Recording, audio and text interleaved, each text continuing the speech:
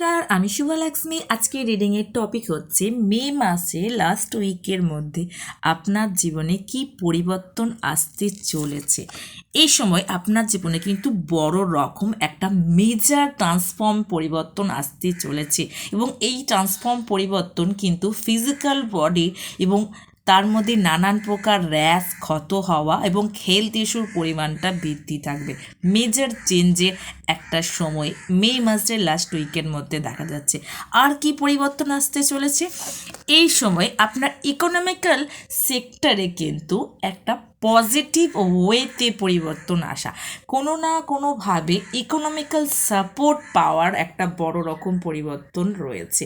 আর কি পরিবর্তন আসতে চলেছে এই সময়ে লাইফে একজন প্রিয় শুভাকাঙ্ক্ষী বা বলতে পারি আমাদের পূর্বপুরুষদের আশীর্বাদ বা ব্লেসিং কিন্তু এই মে মাসের লাস্ট উইকের মধ্যে আপনার সাথে রয়েছে।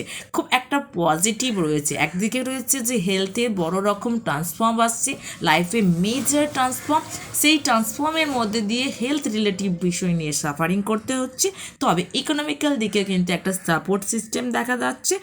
এছাড়া পূর্বপুরুষদের একটা ব্লেসিং বা তাদের সাপোর্ট সিস্টেম দেখা যাচ্ছে। আর কি রয়েছে রিলেশনশিপের ম্যাটারে কিন্তু একটু সতর্ক হতে হবে।